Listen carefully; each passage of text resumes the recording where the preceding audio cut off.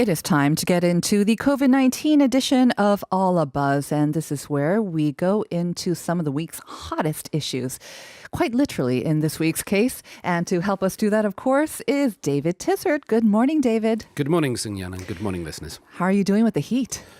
Not bad so far, but Yeah. we've got a long way to go. We've Yes. just started, haven't we? We've heard all the warnings. They have been telling us that this summer is going to be hot. I just didn't expect it so soon. We're still in the mid or even early part of June. And it came so quickly. All of a sudden, it was quite chilly. There was some breeze, and then Yes. here it is. It's I here mean, to at stay. least we have some relief. We can go anywhere and have some air conditioning, but it's Yes. really taking a toll on some healthcare workers. And we will get into that later Yeah. on. But first, you wanted to talk about the QR code. Yeah, absolutely. So Ji-hyun just mentioned in the previous section that these QR codes have been rolled out since Wednesday in the country. And this is because previously authorities, when we had outbreaks and clusters from the nightclubs, the authorities were only able to get 40% roughly of like the 5,000 people they were trying to get. So they needed a better method. And what they've done is they've used these QR codes. So when people go to certain facilities that local governments perhaps have designated high risk. Yep, 8 high-risk facilities. Yeah, 8 high-risk facilities. Now you have to use a QR code to go in, and that's what people are doing. The information on your QR code is going to be stored on 2 separate servers, and it will be encrypted, and after 4 weeks it will be deleted. Right. So it's not going to be used or sold anywhere, but it's meant to be protecting us. Now, when I see the venues that are being used for these, it does make me wonder, and when we hear about the outbreaks going on, should we be limiting the use of these QR codes just to certain facilities? Is it reactionary to where we've seen clusters in the past, but not precautionary or preventative enough for where we may see them in the future?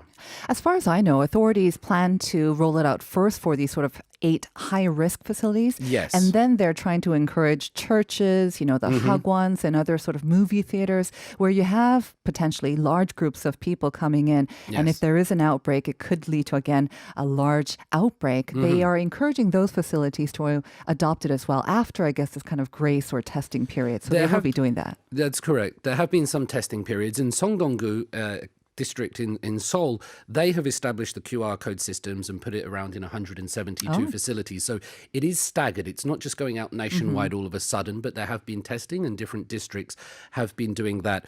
But one thing we know about the COVID-19 virus is that it doesn't discriminate. It doesn't care really how old you are, what you've been doing, whether you're a good person or a bad person or anything like that. Right. It affects us all equally. And so when I hear about this, I wonder, should we not be using it in coffee shops? Because people are using coffee shops as frequently as they're using other establishments. If we're going to put this QR code into society, why do we not put it everywhere? Why is it limited? Well, I could think of an example where we saw it in China. If you Yes. remember, there were media reports once they were over the peak of their infections. I think it was maybe in March that they rolled out a QR code system.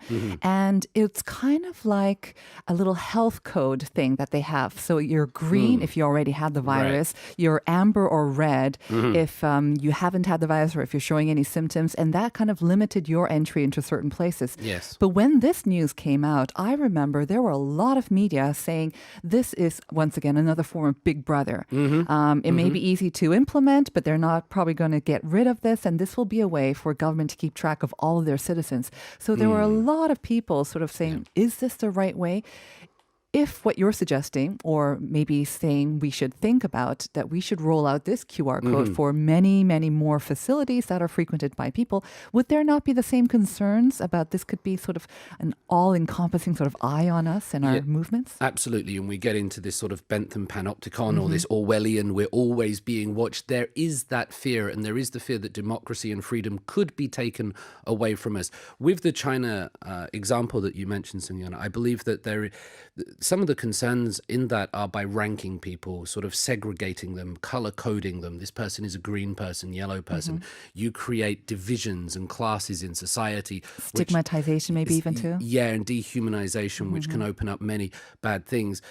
If we take it another way and don't have that sort of stigmatization or segregation, but what if everybody just had their movements monitored 24 hours a day? It's a bit like ankle bracelets or if you've been convicted of some crimes or on suspended sentences. But what are we trying to achieve here?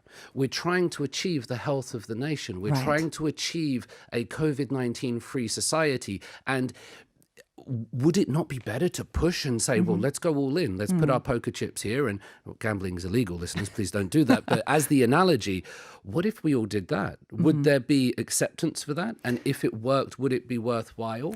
Do you think it would encourage people to act more responsibly then, or think that, oh, well, I've scanned my QR code. I'm just going to go wherever I want now. And if an outbreak breaks out, then, I'll be easily contactable, if that's a word. Do you think that might actually encourage people to go out more? I think it might encourage people to be more responsible. It's like, well, I'm just going to go here today and go here today. If you know that everybody is being monitored and it's not focusing on a specific population, it's not trying to stigmatize certain groups, which we've had trouble with before. It's just everyone. We're going to watch where you go for the next couple of months because we want to get over this. It's not because we want to take away your liberties, but like in the second story we're going to cover, we want a COVID-19 free country if that's possible. That is the goal. So would it be safe for me to say that you are for this QR code? I'm for the QR code, but I wonder if by restricting it to certain facilities and industries, initially it seems a little bit reactionary. It doesn't seem, and I'm not saying it definitely should happen, but I think there should be a discussion about amongst the Korean people, what are our goals and what are we willing to do to achieve those goals? And perhaps things should be a bit more across the board. Hopefully, if this sort of trial period does go well with the 8 high-risk facilities, they will roll it out to more facilities on a sort of grander and more broader basis as well. Perhaps. But on that note, let's move on to our second story. And this gives us hope, I think. We want to talk about COVID-free countries. They don't come out very often in the news, but this one country definitely has been in the news recently. Absolutely. And this one country, a country down under, famous for its rugby, famous for its haka, famous for its sheep and its lamb. And it's not Australia. It's not Australia, mate. It's New Zealand. I did live in Australia for a little while, so please do forgive the accent. New Zealand has confirmed itself COVID-19 free. That's amazing. Imagine being able to say that. The Prime Minister, Jacinda Ardern, she said she did a little dance when she was able to. And I could always picture that when you're by yourself and you do a little jig. And more importantly, this comes ahead of time. The New Zealand government had originally planned to make the move on the 22nd of June, but no reported cases for 17 days. That's amazing. And now they've decided we're free of the situation. So what this means is social distancing is not required anymore. There are no limits on public gatherings. So schools, workplace, weddings, funerals, public transport, they're all open. However, the borders remain closed to foreigners. You can't hear this and go, well, let's all go to New Zealand. That sounds a great place. They're keeping the borders closed for now. They had a 4 sort of level system, I believe. And part of the success is attributed to putting that system into effect very quickly on. They closed their borders very quickly, and then they did enter a lockdown for about 5 weeks or so, a very strict lockdown. But Prime Minister Ardern received a lot of praise for her style of communication. We saw her in pajamas under lockdown and talking with the people, answering their concerns one-on-one as well. So she has won a lot of praise, and it's thanks to her leadership, but also the entire population of New Zealand for managing to bring it under control for now. For now. And that's what the people are saying. Just to go back to the Prime Minister, I think leadership is really important in times like this. And we're seeing how, yes, we can focus on systems, but you need people in charge and you need people to follow. We need people to look up to and to trust and believe that they're responsible. And they're doing the right thing. They're doing what they're preaching, right? Absolutely. Yeah, we don't like hypocrites. So that's been a fantastic thing. I completely agree with you. The public reaction in New Zealand, one Auckland-based resident, Patrick Watson, talking to the BBC, said, everyone is so happy, but we're still nervous. There is still this worry because you'll be seeing these numbers coming in every day. There's no cases. And you're just waiting for one to come. There must be that fear.